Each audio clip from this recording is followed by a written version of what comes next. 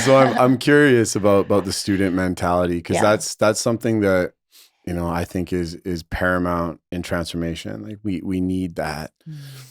And it's also something that's very challenging to adopt that mentality for a lot of people, because, you know, the last thing most people want to do is realize that we don't really know what's going on. Right. And so I'm curious, just to go right into that, you know, how did you adopt a student mentality, and really how did you embody it? Because it's one thing to say you're a student, it's another thing to, you know, be coachable, like you speak about on your podcast so much. I think it requires humility, right? Yeah. It requires a willingness to say, I don't know it all, and I'm willing to learn. And, you know, one of the things I have I cling to in my life is, like, if I'm the smartest person in the room, I'm typically in the wrong room. Not because I can't learn from somebody that, you know, is not as far along than me or whatever, but, like, there's always something I can learn. And that's kind of my process for when I walk into any room or situation. It's like, what am I willing to see this from a new perspective? Is there something I always assume there's something I don't know. And it's in the exploration of that and the willingness to say, even if I do this well, I want to learn how to do it better, right? Even if I think I'm a good communicator, I'm humble enough to say there are ways in which I can continue to sharpen that iron, right? And, like, as iron sharpens iron, so one man sharpens another. I really believe that, like, the people in my life are mirrors to show me where I get to grow and where I've hit my my edges. Welcome to the Ignite You podcast. Stories of transformation, Initiation, depth, and duality. with a sprinkle of sass.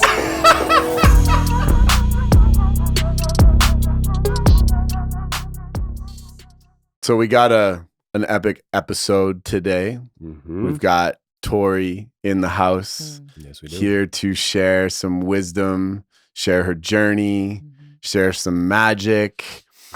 And I've been really excited about this, you know, and as we kick this thing off, you know, we're always wondering, you know, what should we drop into? What should we evaluate? You know, how should we approach this from a conceptual, you know, state?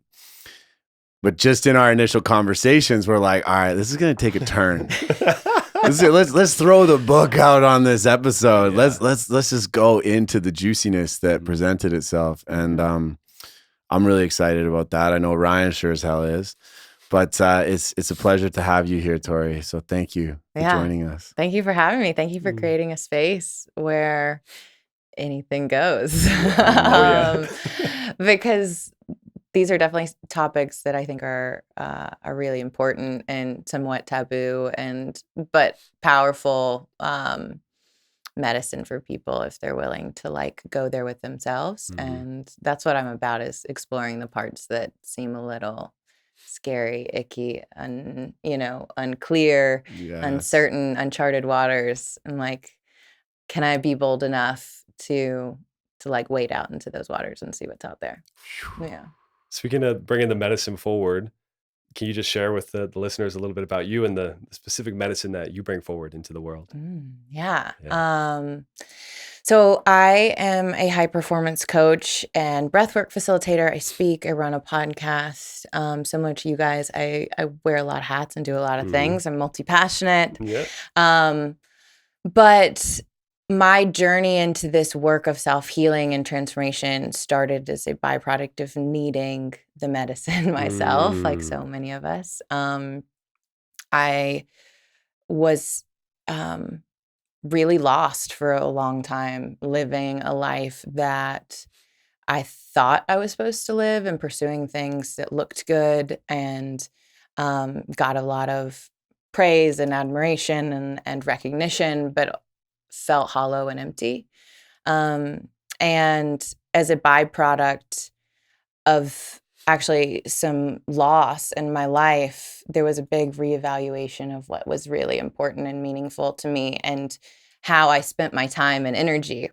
And it led me down a path of self-exploration, of asking the question, who am I? What do I want? And how do I ultimately get what I want? And so what I do with people is help them kind of explore those same questions for themselves and look at where they are, where they want to be. And ultimately we get to unpack what's in the way of that. And that might be practical. It might be subconscious beliefs. It might be, unconscious limitations that they're carrying around in their psyche, unprocessed trauma, judgment, fear of many kinds. And so as I continue to do the work on myself and add tools to my toolbox, if you will, of things that help me liberate the stuck parts of myself, I then turn around and try to teach those to other people. So it's an ever evolving journey. So the work that I do now is, is a byproduct of kind of where I am personally as well. Yeah. I love that. I love that you bring up it's ever evolving. Yeah. Because so often people get like roles and titles, even in spaces like this that are spiritual spaces or healing spaces where we know it's ever growing, but then we're like, oh no, this is who I am and this is exactly what I do. But I love that you're bringing up that student side of it. Like, this is what I do right now, and I'm continuing to grow, and I serve deeper as you grow more. And that's so beautiful to own, like that humility in it of that growth. Yeah. So thank you for being honest with that and expanding on that answer too, and bringing your own experiences into it. Instead of just being like this title. Yeah. More than anything, I have so many titles like we all do, but I'm a student, of life, and I'm here to learn. I think we're all here to learn some things and remember more than anything the things that I've forgotten about who I am and where I come from and my origin, my true nature. And so that journey is the one that I continue to walk, every single day. And the path continues to look different, but I'm happy it's led me here. So it's a good place. Good place to be. Very much hollow bone student. So I'm curious about the student mentality, because that's something that I think is paramount in transformation. Like we need that, and it's also something that's very challenging to adopt that mentality for a lot of people, because the last thing most people want to do is realize that we don't really know what's going on, right? And so I'm curious, just to go right into that, how did you adopt a student mentality, and really how did you embody it? Because it's one thing to say you're a student, it's another thing to be coachable, like you speak about on your podcast so much. I think it requires humility, right? And it requires a willingness to say, I don't know it all, and I'm willing to learn. And one of the things I have I cling to in my life is, like, if I'm the smartest person in the room, I'm typically in the wrong room. Not because I can't learn from somebody that is not as far along than me or whatever, but like there's always something I can learn, and that's kind of my process for when I walk into any room or situation. It's like, what am I willing to see this from a new perspective? Is there something I always assume there's something I don't know, and it's in the exploration of that and the willingness to say, even if I do this well, I want to learn how to do it better, right? Even if I think I'm a good communicator, I'm humble enough to say there are ways in which I can continue to sharpen that iron, right? And like, as iron sharpens iron, so one man sharpens another. I really believe that, like, the people in my life are mirrors to show me where I get to grow and where I've hit my kind of my edges. So the things that trigger me, the things that piss me off, the things that like anger me, show me my capacity to love.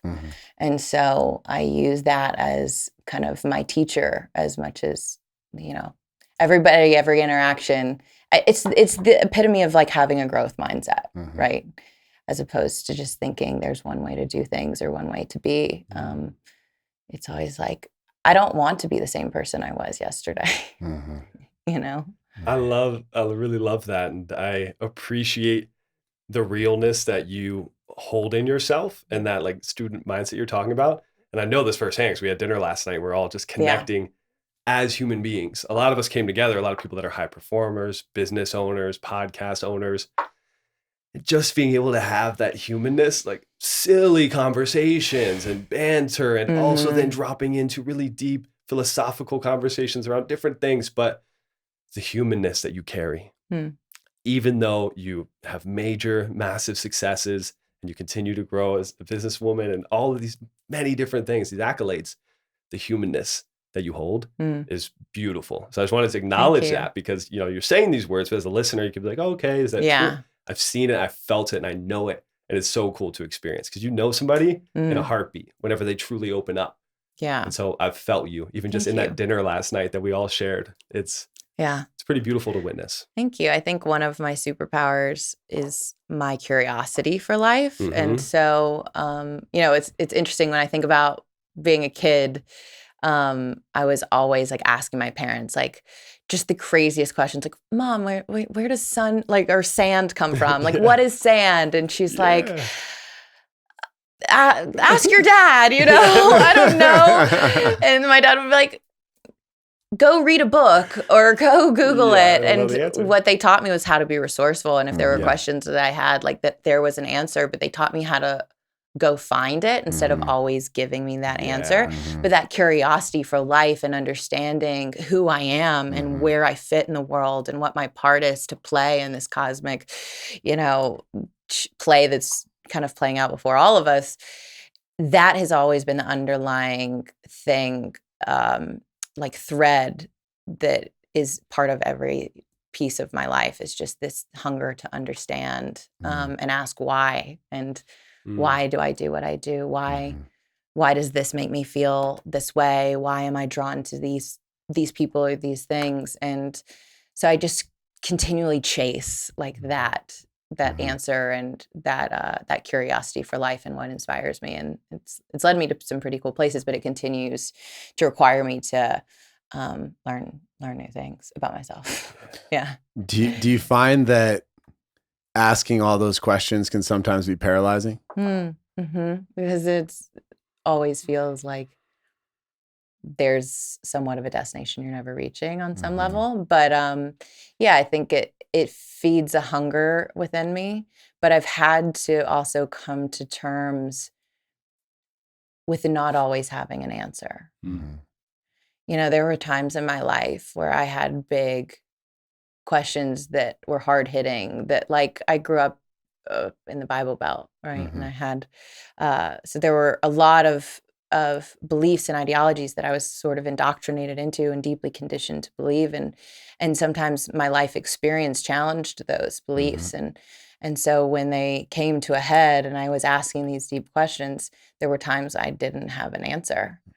You go through loss, you see unspeakable things, you watch loved ones pass away, you experience trauma and tragedy, and you ask questions like, where is God in this?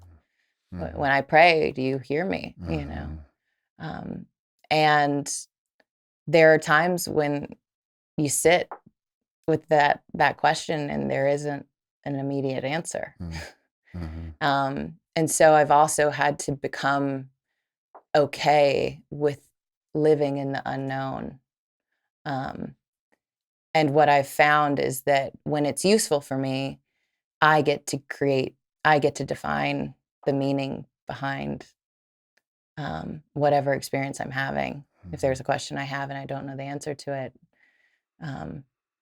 I get to decide if like I'm okay with not having an answer, or and I get to apply meaning to every piece of that. And so I tend to try and choose meaning that gives me more peace than suffering, because sometimes there isn't an answer. You know, like you said, you alluded to, there's things that we don't understand. And can I also be okay with that? And you're talking about choice a lot here, and I love that, because that's really what a lot of this work comes down to, right, is one's ability to choose. Mm-hmm. You work with high performers, you work with people that, generally probably come from some pain, come from some challenges, come from these aspects of life that we don't always like to look at. Mm. And a lot of times we can identify with those parts of our being and really live from those parts of our being. How do you support people, or how do you personally, because you also live this, really come into the power of choice and taking radical ownership? What's that conversation like for you? Mm. Yeah, I think what you're talking about is sovereignty, right? Yes. The hallmark of trauma is choicelessness. And so there are things anyone listening can relate to, that, like where you grow up, what family you're born into, what area code, what school you go to. Some of those things you didn't choose, right? And I believe that in healing, finding our voice, finding the truth of who we are, and like finding our own path and creating the futures and the results that we want for ourselves requires us to reclaim our sovereignty, which is our ability to choose. And so for me personally, it's looked like recognizing that I have a choice at all. There was a specific moment in my life where that awareness came to me. And it was after my sister, who's 4 years older than me, was diagnosed with leukemia.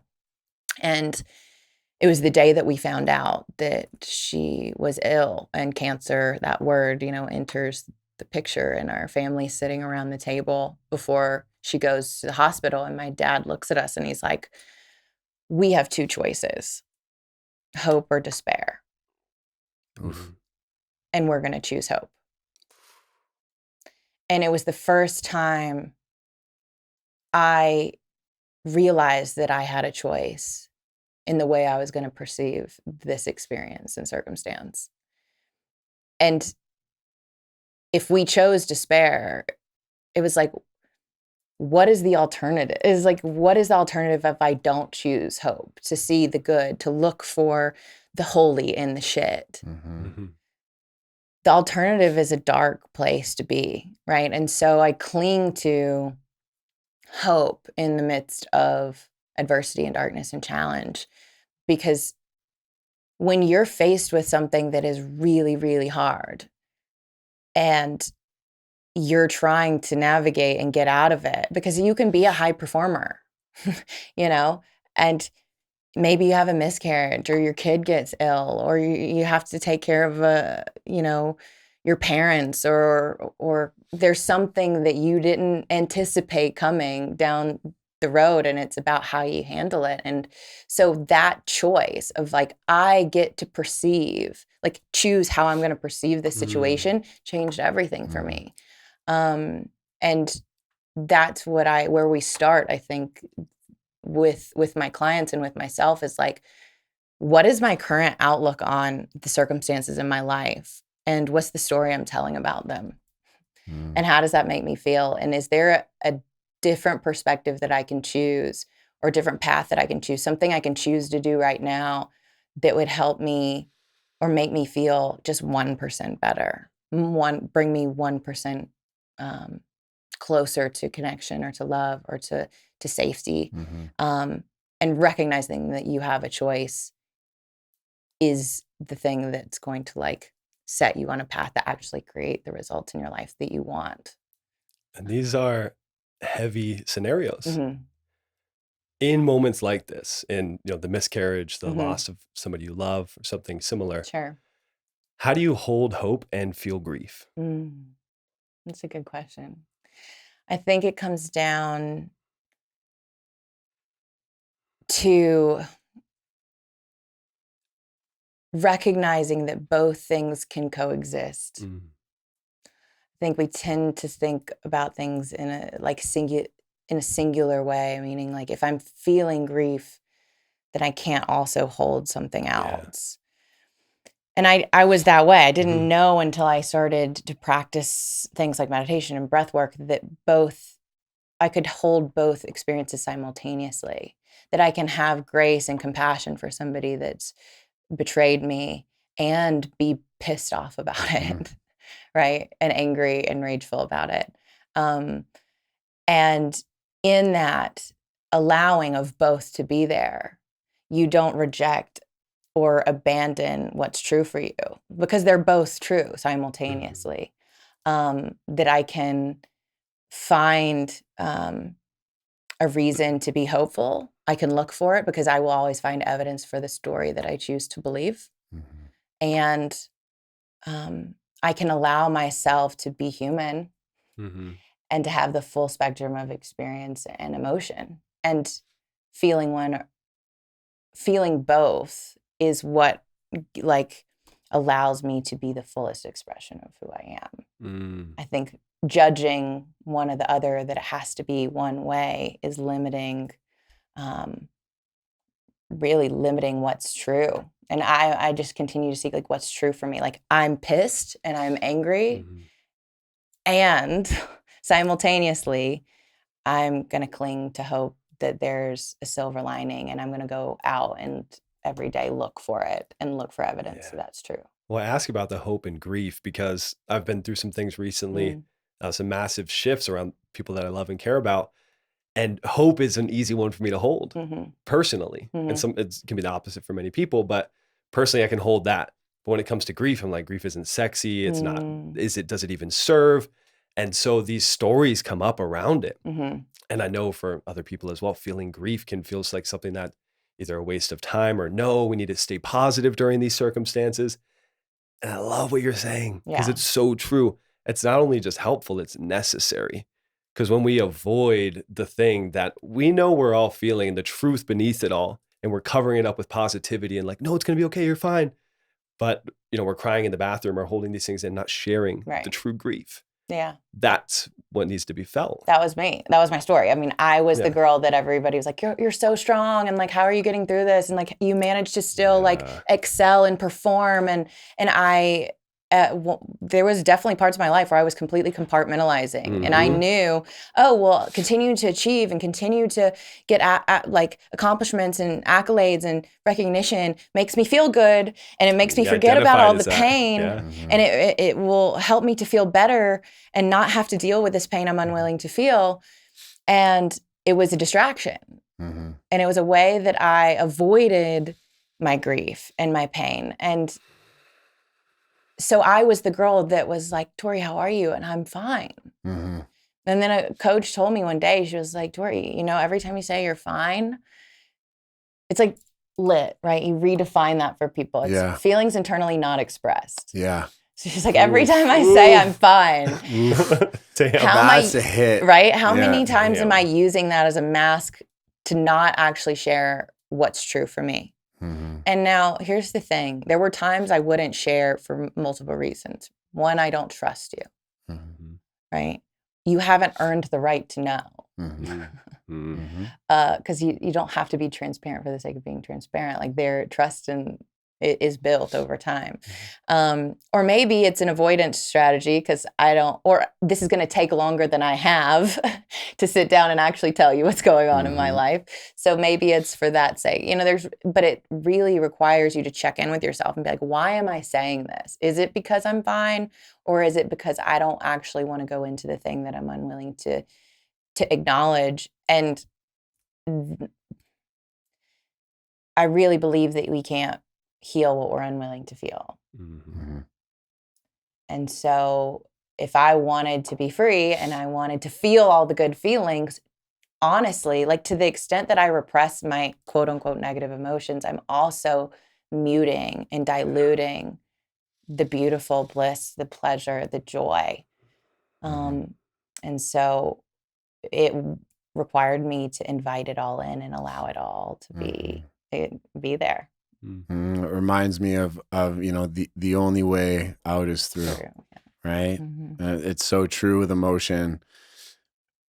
It's got to be felt. It really, truly does. And I love how you're talking about this, because it requires an individual to not identify with their emotion and to really just observe the emotion And, you know, I love how Thich Nhat Hanh always talks about being in an emotion or experiencing an emotion, never being the emotion, you know? So, you know, really what I'm taking from what you're saying here is there's this really powerful ability for individuals to feel grief and also, you know, feel joy or be successful, feel momentum, whatever, as long as they don't identify with either of those pieces, because then they're just energy moving. Right. So I love that so much.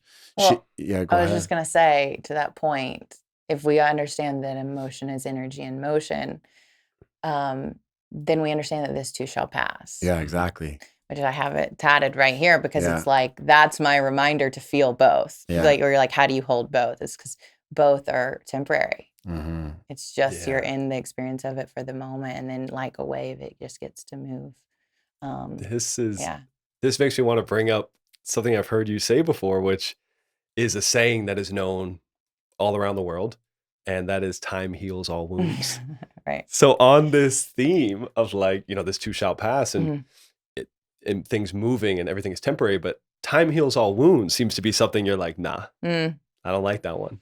Is that still true to you, or is that something that you're like, it's not true? I think it's an easy catchphrase that we tell people to make them feel better in the moment, you know, because we are at a loss for what to really say or how to really meet someone in their pain.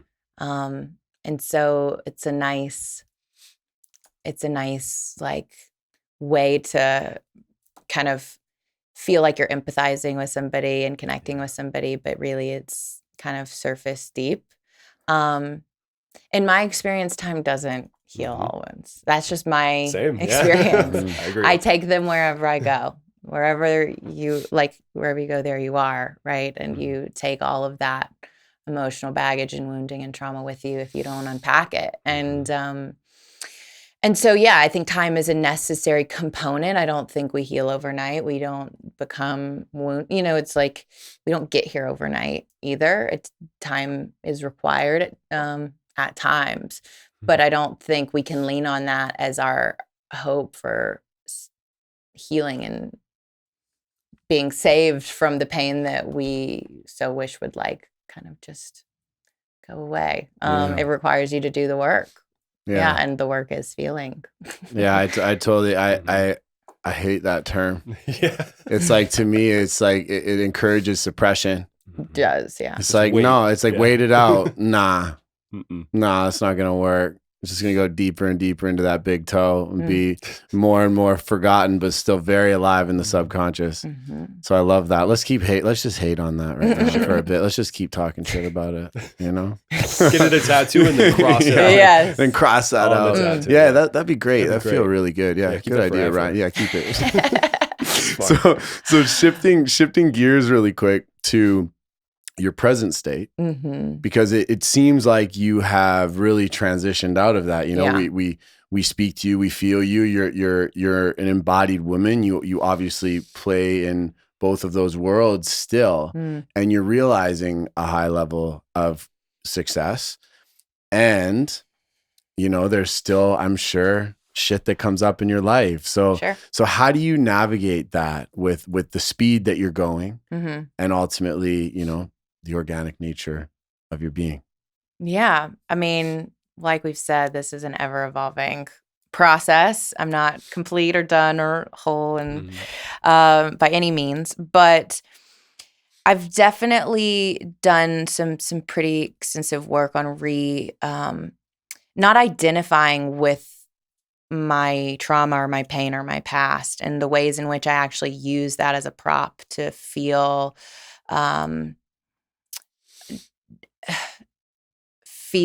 justified in my kind of position and perspective towards life. There was a lot of parts of me that I had to unlearn around that, like, life had to be hard, and it had to, in order to be successful, I had to suffer. And it was going to require, yes, work, but work in a different way than I'd ever kind of identified before. So my the way in which I orient to my emotions is very different now, especially as I continue to do the work on myself, but like have outward success in the work that I do. So I have a much better approach to attuning to what's true for me in the moment and knowing what I need and how to meet my needs, and how to ask for my needs to be met, so that I don't have so much downtime where I'm not like burnt out and I'm not just completely like I'm able to increase my capacity to hold more. And that's sometimes looks like doing things that in the past I would have judged as not productive or not progressive, not something that's actually going to help me attain some goal, like play, like pleasure, like prioritizing feeling good. I used to prioritize, I used to identify so much with pain. And that has definitely been a shift for me, realizing that in order to play offense and to actually play to win and not just like play to protect myself and play not to lose and have one foot on like in the back, trying to like support me. It's like, how do I go full on for what I want towards my goals and like actually run? And that has required me to cut, this parachute that was like slowing me down, which was like this need to suffer. And the need for everything to be hard and challenging all the time. And now it's like this whole different approach to life and success and work, and prioritizing the enjoyment of the work and not the pain of it. Okay. Yeah. I definitely want to get into pleasure and play. I'm Yeah. so ready. See, I'm right? like, He's just on the edge of smiling. my He's seat. just creeping up. But before that, I'm super curious about how you personally check in with, 'cause you said what I need, what I want, maybe what you desire. How do you check in with that? Especially as a woman, as somebody who has natural cycles and somebody who has, seasons of life, and every month you literally have, different experiences. How do you check in with that as somebody who maybe has a schedule that's consistent, or, creating space and really checking in of like, this is what I truly need, want, and desire? It's actually required me to do a little bit of the opposite. So I used to be very rigid and structured, and it's like it has to look a certain way every single day. And like I have to have this perfect routine, and I get up at a certain time, and then I spend time outside, and then I do breathwork and meditation and write and all of the things. And I realized that I actually put this pressure on myself that was unnecessary to check all of these boxes. And so part of the checking in with myself has required me to kind of get rid of that and actually create more spaciousness and freedom to really feel like actually what's true and alive for me in the morning, specifically when I get up, and listening to my body and listening to what do I need now, whether that's, and really that requires me getting out of bed, making my bed, getting outside immediately, and feeling the sun on my face, putting my feet in the grass, and then orienting my day and my schedule around that. Sure, I've got a calendar of things that I have to do, but I really make sure that I've got this spaciousness in the morning to see what do I have the energy for, and like what does my body want to do today? Because it used to be like, I've got to be at an Orange Theory class or a CrossFit workout or in Hot Works or whatever it is, and it's very regimented. And now, so part of attuning to what I need is actually allowing myself to not do what I thought was expected every day. Yeah, maybe it's that feminine. Yeah. But that is something that I'm curious, it doesn't seem like it came naturally to you.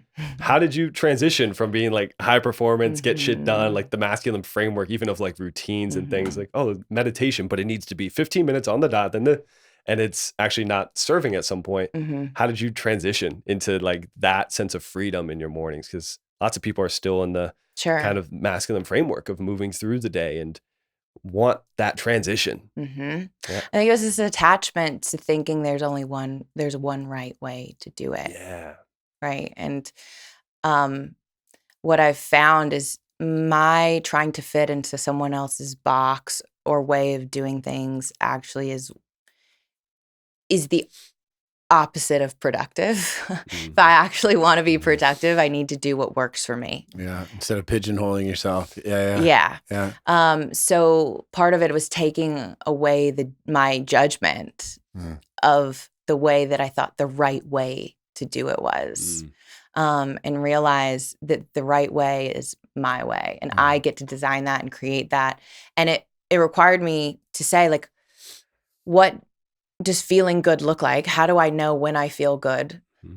What makes me feel good? What are the types of things, practices that do? And then here's your permission slip, Tori. Literally write a permission slip to yourself if you need to. It's like, this is top priority. This supersedes everything else on your to-do list. Because if you're doing it from a place of have to, should, need to, like pressure, then I already am in resistance to that thing. So for me, it's about, how do I remove the resistance and the tension that's in the way? And sometimes that's this feminine allowing for me to change my mind, or for it to look different today than it looked yesterday. And that permission has unlocked a lot for me, because it finally feels like I'm living for myself. You trust yourself. Yeah, that for myself, what I need. Whereas I was trying to be this like packaged, perfect version so that I could be labeled as good. That's good stuff. So I want to talk about space for a second. Because I know a lot of people struggle with this, especially people with packed schedules. And they hear this term space. They've got the 2 businesses, they've got the 3 kids, they've got all of these things rolling. Are there some applicable ways that you create space that you could share, whether it's, I don't know, turning off, not touching your phone for a certain amount of time, or, time blocking this space? Like, how do you actually make space like an application in your life? Yeah, a couple things. One, I have support, because I have a team. Looking at her right now, I can't do it all. Like, that's the first thing, is like, I know I can't be all things to all people. I can't do it all. So I've had to build a team of support and structures in place so I can delegate, and so that there are things that I can have sovereignty of choice and be really responsible for what I say yes to and what I say no to. This week, for instance, is crazy for us. And I know that, and we've got back-to-back podcasts. We've got a festival coming up, speaking engagement, clients in the middle of it, multiple dinners, socializing, all of the things, right? And as a priority, we blocked a day. We have time blocked off on our schedule for dropping into the creative space and the feminine space, and just like being more of the visionary in my business and for my life and that kind of thing. So that's necessary. It's like, I can't, every day isn't me just running off to the races. And it's like, that doesn't work for me. So having a support team, having people that support me in managing my calendar, and really being responsible for the things I say yes and no to. Like, everything I say yes to, I'm saying no to a million other things. And so one of my highest values is presence. So if I'm going to be present, because I believe that like one of our best things as high performers is to be adaptable. Like, continuing to have this adaptable energy, to be in the new now, for what does the now call for right now. And it might mean a changing of schedules, or something needs to happen. The deadline has changed or whatever. And for me to be able to adapt to that requires me to be present to what's needed in the moment. So if I value presence and being able to be fully here, then I also need to allow myself to like tune out all of the noise. Because if I've got a laundry list of things I'm like thinking I have to do after this, I've missed the whole moment of being here. Like, there's no point. I've actually like prohibited myself on some level of receiving and giving and contributing in the way that I really want to. So I believe that like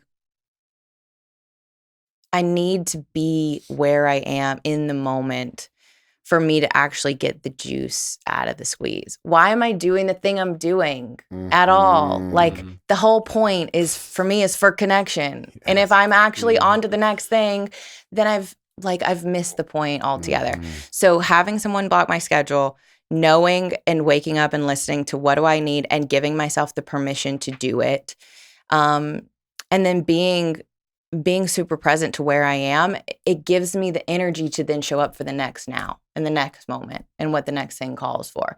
Because if I'm on E, if I'm depleted, if I'm burnt out, I have nothing to give, you know? And so I've also had to rearrange my expectations. I mean, that's really real. Like, I can't do it all. I don't need to do it all.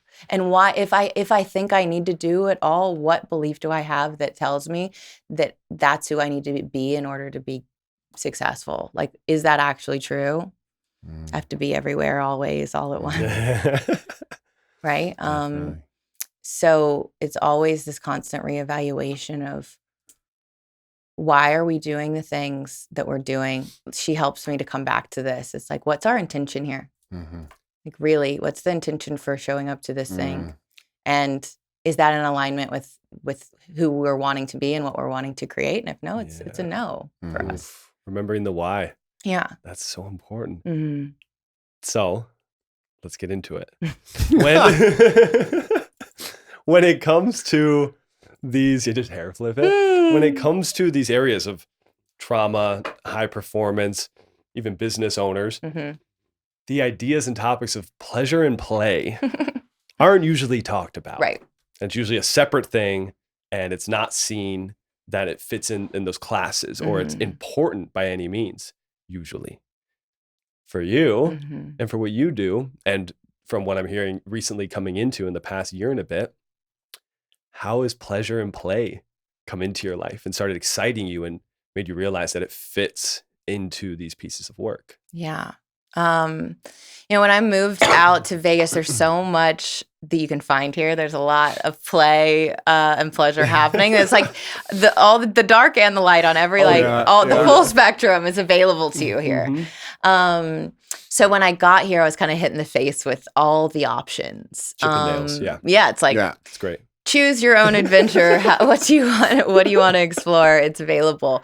And immediately when I got here, I got connected with a couple people who remind me of you a bit, because it's like their essence is very playful and childlike, and their spontaneity and adventure. They could take the most mundane thing and turn it into fun. And I realized by being around them how much internally I felt like a wet blanket. And I even remember saying but I was so drawn to it because there was something for me to learn from them for sure. And I was like, why am I so attracted to this? Everything, even going to the store, feels like an adventure, and like, I don't know who I'm going to meet, and I can't wait to see what like unfolds, and how can I turn this into a game and turn this into something that I would have experienced as stressful or boring or mundane, and turn it into something light and exciting. And so just being in proximity with people like that showed me contrast to where that wasn't alive in me at all. And so I started to give myself permission to do things I'd never done before. Like what? This is something I'm still very much exploring, and I consider myself kind of elementary and a baby in, but it really feels like my primary work right now of really deepening into the feminine and releasing more places of judgment and limitation on myself. But it looked like I had never been to a music festival before. I'd never like experimented with a lot like psychedelics. I'd never, in terms of like, just like my sex life. It's like, how can I actually bring more presence into all of these aspects of my life? And what it showed me, sadly, was like I was very disconnected, and I was very shut down, and I was afraid. I was afraid to experience pleasure and to have fun and to feel good, because I was afraid it would be taken from me. And so I got to in the exploration of opening up into these spaces and finding safety in pleasure and feeling good, I realized I also needed to grieve the parts of me that never felt safe enough to do that. But it also created this whole new world. Like life was like, this is a playground for you to explore and have fun. And every day it's like, I have to check in with myself around, where am I judging myself? And first of all, where am I judging everybody else around me? Whereas like, that's the place, that's too far. You've taken it too far. That's too much, right? And when I say that, it's like, what about that scares me? Love that so much. And Ryan and I talk about this a lot, because there's this, it's almost like living two lives in a sense, the way that society's put it together, where it's like you have this side of you that's the wild man, then you have, or wild woman, and you have this side of you that's, you know, the public image.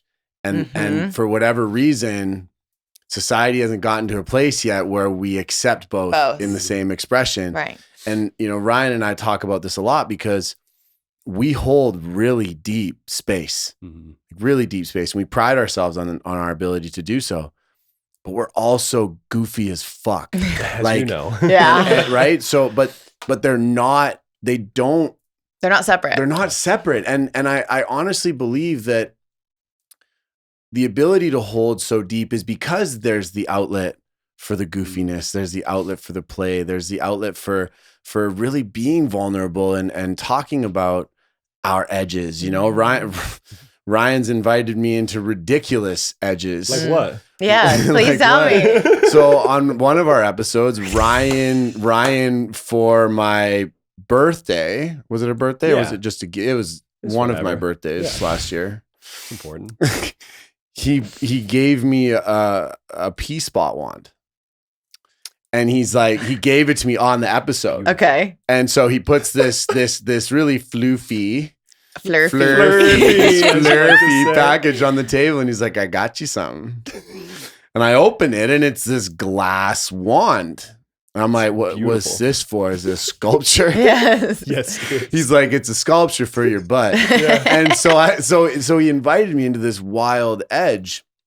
And it's just, it's such a gift in a sense, because a part of me, there's like that still unintegrated toxic masculinity was like, no, like I can't do this. And it took me a very long time. And we've done an episode on an update that we haven't launched yet, but it took me a very long time to lean into that. And so finding these edges and moving through them while still never compromising reverence and depth is something that we're really passionate about. And so to hear you explain this and to hear you exploring these different realms is beautiful, because we got to normalize these topics, right? The fact that we can't, like the fact that sex is still so taboo. Yeah. And when you talk about it at an event or you're at a dinner, even in some of the deepest spaces I've been in, I've talked about certain things and people are like, it fritzes them. Yeah. And you're like, yo, we're on this exploratory path. Like, you wouldn't be here if it wasn't for sex. Right. Yeah. So like, why don't we talk about how to make it better and let's explore, but just not this topic. Exactly. Right. Exactly. Yeah. Anything but that was that's weird, off limits. You know, and I love how you said, you know, you pay attention to the fear because it's that fear that broadens us, you know, and you know, it's our firm belief that true embodiment is full spectrum. Right. Right. It's not that you're just better at channeling spirit. Can you also go play laser tag? You know what I mean? Yes. Like that's embodiment in the expression of humanness. So I love what you're sharing about finding those edges, because we're really on a part of our mission is to normalize that and is to invite people in and to let them know it is safe. Right. Well, the thing that's the thing, right? That we've never had spaces created for us or environments that are safe and allowing for this type of expression and exploration. It's always been used in ways of shame and judgment and fear and you know, that was my experience of it. And so as I hear you guys talk about it and I see your banter and but I also feel your presence and the depth. It's what you said earlier, Ryan. It's the substance and the play. I want both. I don't just want one or the other. And I realized I lived on one side of that pendulum for a really long time. And there was also like a heaviness to it and like a density to it, and just felt like everything was so serious all the time. And I envied people like you. I was like, how can they? One of the judgments I had was like, oh, he must have not been through anything hard in his life. Yeah, definitely. Yeah. Right. If he'd been through something hard, he would know that life is hard. And it's not just this like fun time. And so I actually had to give up my belief about that like in order to be a whole, wise, integrated like woman, that I had to be this like martyr, you know? And I hear you guys talk about it and I'm like, those are still very real parts that I'm like actively trying to pursue and explore, and yet even in this space, there aren't a ton of spaces where this is this is normal and practice. And it's like, let's create an environment and container where we can intentionally like move into those edges. And that's like, sign me up, because how can I sit here and talk to people and ask people to do something I'm unwilling to do myself? Yeah. That's the duality part of it, right? That's where you're talking about the play and the reference. Yeah. It's the same things we were saying before with feeling of like the things that come up that can be heavier situations, wherever we were saying hope and grief. It's like, it's the same, like we have to feel it all. And you know, in that scenario, like, oh, hope and grief, I can feel simultaneously. But then this is like, oh, here's a new exploration. Here we go. So to talk about sex, right? I have this belief that with sex specifically and with pleasure, the more we can feel and the greater it is, the more abundance that comes into our life. I feel there is no difference between good sex and money coming in. Seriously, like if you want to look at it like that, I'm like, I see that sex as like, magic, baby. Sex Let's magic. Even like in manifestation through sex, we did a whole thing. What do we call it? Masturbation manifestation. Masturbation manifestation. Nice. So even like, so sex is, you know, seems like it's with a partner, but it could be self-pleasure practices. It could be these things. I'm curious for you to talk about sex, where it's, you know, something that we can go into, and you're somebody who's a high performer and somebody who trains people in high performance and works with people at a high level. Do you notice when you start to open up sexually in your life, or maybe in your self-pleasure practices, that then it's replicated in some other area of life, bringing in more of something else? Is that something you experience? Absolutely.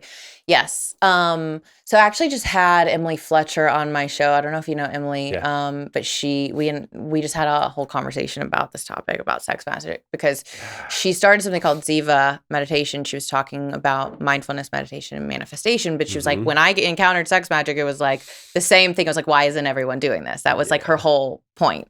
And so this is a whole new phenomenon for me, but what I'm learning is it's really about the capacity to hold, like as I allow myself to be so deeply present with the pleasure and the feeling, this like high vibrational feeling, and bringing with that my intention or my desire and holding that in the forefront of my mind, like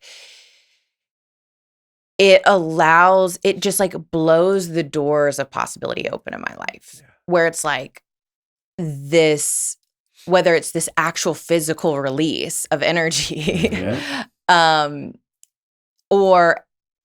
that's seen in like my pleasure practices, or just in my business, there's like the doors of abundance just get wide open, because I'm able to, my depth of a capacity to hold it is greater. So as a woman, you have this different experience than Cam and I, obviously. Sure. You have to open up and receive. I mean, Cam has his wand, sure. And surrender. You know, you have, I do too. We had the same one. You got a matching one. But exactly.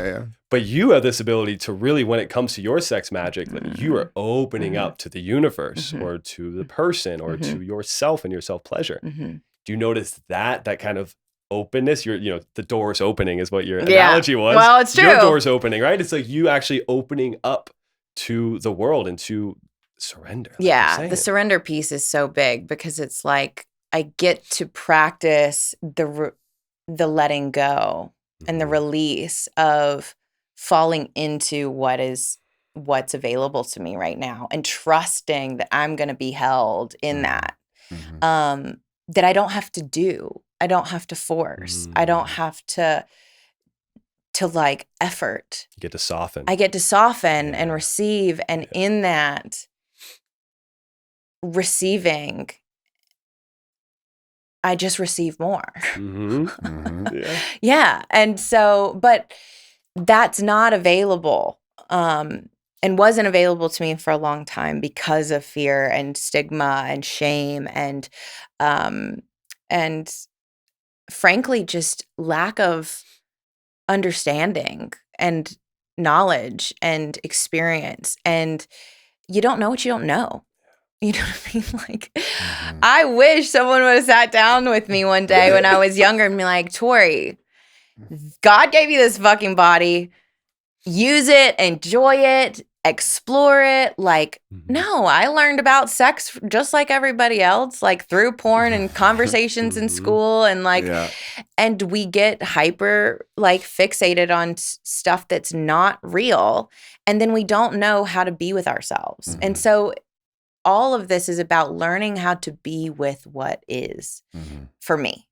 And every moment allows me to like soften into what's true right now, and notice, where am I tight? Where am I tense? Where am I constricted? Where am I holding on to some like pattern or fear, or like my inability to let go? And as I do that physically, that is like mirrored in the energetic and like emotional and all the worlds. Like, I might be fucking crying, because I have this crazy release, and it's just like, now I'm lighter. I'm lighter and freer. Yeah, absolutely. Yeah. And you're connected to creative energy in the most powerful, to be birthed. Right? Exactly. And I come up with this a lot with, cause it's funny how many high performers or, successful individuals don't like talking about sex. Like the moment you start talking about, hey, your sexual life is connected to actually how far you can push this thing. No. They're like, no, my sex life's good. And it's like, really, is it? And you start asking questions and they freeze up, but there's power there. And there's, and I won't go down the rabbit hole of conspiracy or anything, but like the fact that sexuality was shut off by religion so much generally shows something. Usually things that were burnt or shut out or, demonized were the most powerful things. Yep. And I really love this because that needs to be normalized. I even know for myself, I considered myself a very sexual being for a very long time. Then I started exploring the realm of Tantra and I went, I don't know shit. I was like, I don't know anything. Yeah. And when I started practicing, what? Like, it was just, I was speechless because of how much it brought to my life and how much power came through me, how much softness, but confidence and all of these things. And also how much left, right? There's so much of our trauma gets stored up in our sexuality, especially if there's sexual trauma. But even if there's not, where does it go? Our root chakra. It holds it all, right? The perineum, the sexual organs, everything. And it's so important to dive into these, but I know it can be very confronting. It can be so scary for people. Yeah. Well, I always pay attention to what sparks my curiosity, right? Always. Tantra is not something I've explored, but it's always been something I'm curious about. And so it's interesting that that's resurfacing because there's something that's like, come here. So I'm curious, what has exploring Tantra taught you? How has your relationship to sex in your own body like changed? What's like been your biggest takeaway? Good question. That it can feel that good, and I think for me that's been my biggest realization is, we always talk about, and in manifestation, you have to bring really heightened levels of emotion into your body. And I thought that I knew what felt good for a very long time. And I was so brutally wrong. So brutally wrong.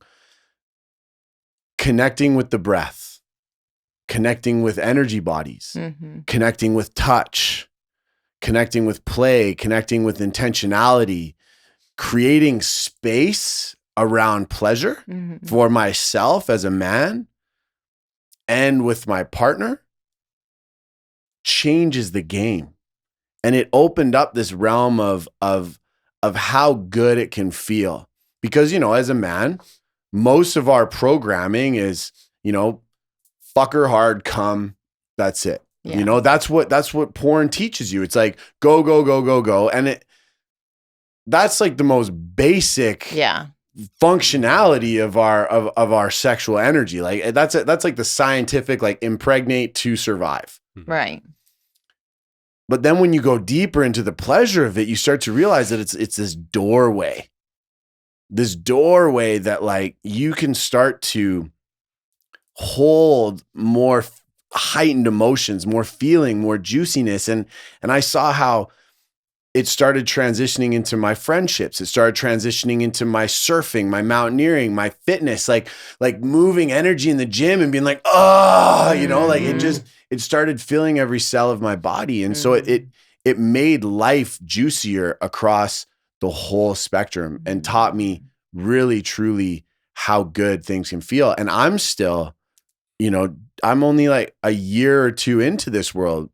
And it's just like, it's a whole new world in there. And it's like, it's the gift that just doesn't stop giving. It really, truly is. Just like the wand. Yeah, it's the same. Honest. And we joke about the wand a lot. True, that was one of the most healing experiences of my life. Yeah. Was going into that space, because not only did I carry so much baggage about homosexuality and, so much baggage about, what a tough guy is supposed to do. Like, it broke down so many barriers that I thought I had moved through, right? I was like, I've done so much work. I've been on this path. I'm doing all these things. And then I went into that and I was like, that's still there? Oh my goodness. Yeah. So it just opened up a whole world. It's so easy to talk about these things. Right? Yeah. It's another thing to experience them. Yes. All together. And I'm guilty of it. We all are. I'm so guilty of it. And why I think this is important, though, is like I hear you, and like even just being in proximity to it, not even having the experience, life becomes a little bit more vibrant. Right. When you even realize that that's possible. Right. And then you have context, or you get a reference point from someone else, and you like, again, you take the lid off of the container and you're like, oh, actually, no, you can just have more life. Yeah. More pleasure. And you don't have to like put a cap on it. And that, I think, is just, that's still something I'm like learning to accept, that it be that good. That one of the affirmations I have right now is just like, life just keeps getting better and better and better and better and better. It's so beautiful, because it's often that we think we have to do more to then feel more, or for things to feel better, but you don't have to do more to feel more pleasure. And I want to go back to something you said earlier, which I don't know if this is true or not, but I'm curious. You said, I did all these things and I was moving through life and yada, yada, yada to be good. There's an archetype of the good girl. Yeah. Do you identify with that or the past, or maybe still moving through that? Oh yeah. I'm trying to, well, yes. I'm good at being a good girl. Yeah. And was for a really long time. I was a straight A student. I was the MVP. I was the epitome of that archetype for sure. And I think even as like I got older, and I was trying to find my own way in my like spiritual life. I kind of left the church and was redefining who God was to me, what my spiritual life looked like, all of that. unlearning all of the shame around my sexuality.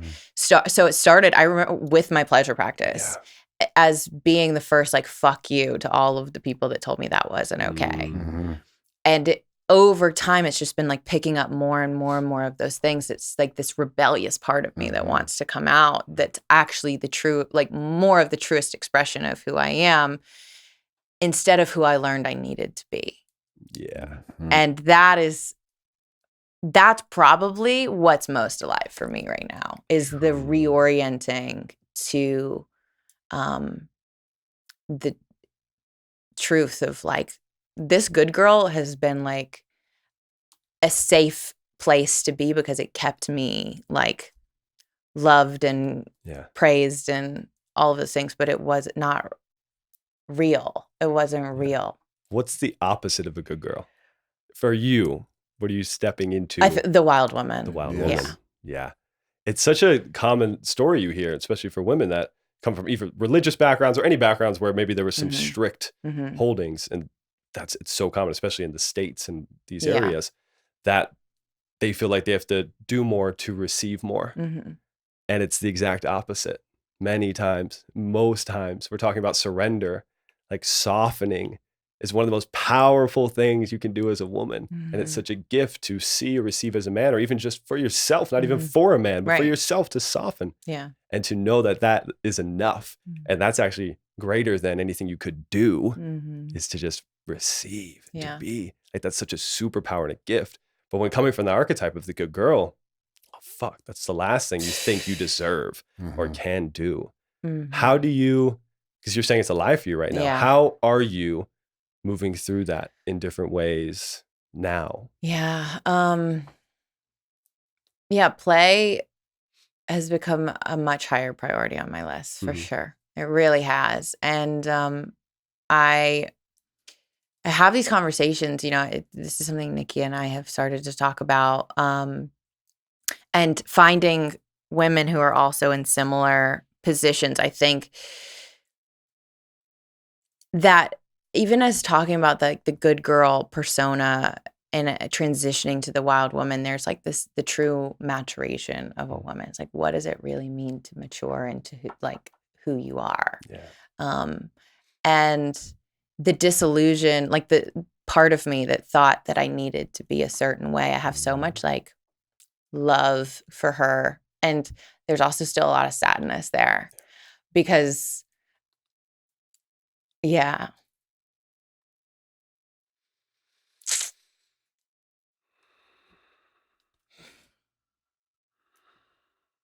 she's missed out on a lot, and I want her to feel free to be all that she is. And so I think this is so timely and so necessary, because it feels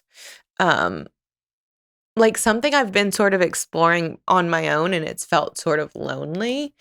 And I haven't found like I had a community where this was normalized and like part of the work. It's always been something out there that I didn't know how to get to, and there's never been a path to reconnecting with myself in that way that was like felt like, okay, this is the next, how do you do this? Like, you talk about it, it's like, okay, what does that mean? What does that look like practically in your life? And so I think if I'm just being honest, like, this is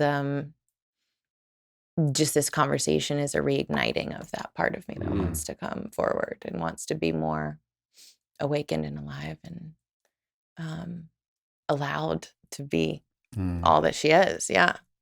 And you got us now. I know. Yeah. You got us. So now. thank We're you. Here. Yeah. We're here. It's so healing. It's so healing to have that kind of reflected back, that it's actually, I don't have to hold that space. I don't have to be the doer, which I'm so, and have been so accustomed to being a lot. And there's just such a deep part of me that wants and needs to relax. Yeah. Thank you so much. Oh, that's softening. It's so felt. And loving and appreciating her, right? I think it's so often, we talked about it in many different ways, but these past selves are what we deem as negative. It's like, okay, I need to move through that. I need to get past that, or that's, it's gone. But to grieve it and to feel that. So thank you in real time, bringing that up and bringing that through and loving on her, loving her up. She's missed out on a lot. Yeah. So. And the thing I always like to say in that space, and I know you know this already, but people go their whole lives without realizing it. Yeah. And you know, there's so much, you know, there's so much. And I was watching I can't remember if it was a documentary or whatnot, but it was on, I think it was the Happiness Study, where they had talked about a couple. There was a couple at like 96 years old. They interviewed, I think the wife was 96, husband was 94, and they had just met like 2 years before that. And they interviewed them and they were like, I thought I was going to go my whole life without finding real love. And they're like, nothing has brought me more joy than these 2 years with that person. And that is such a powerful reminder where life just happens how it's supposed to happen. And we find what we're supposed to find when we're supposed to find it.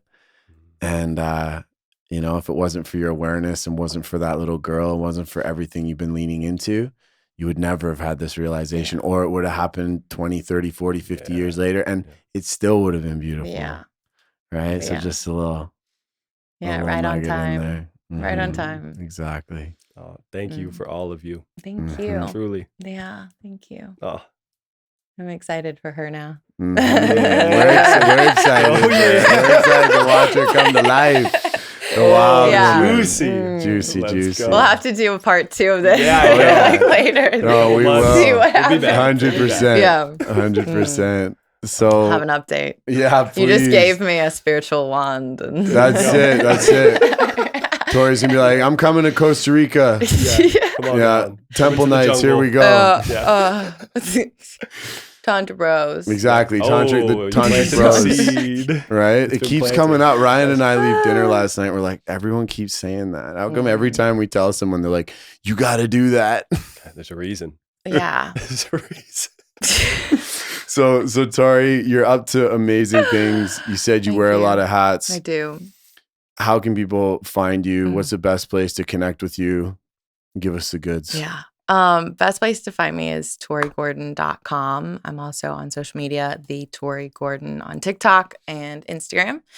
And then I run a podcast called The Coachable Podcast. I have similar conversations like this over there, just trying to be honest about my journey as best as I can and take people along for the ride. Because I hope, if nothing else, that this just like reminds people that like we're all fucking human and we haven't arrived, and I haven't like, this is, like I said at the beginning, it's an ever evolving process, and I'm just like hoping to make it a little bit more relatable for people, you know, that they can see themselves in the stories that I tell and that we tell, and that they can feel a little less alone.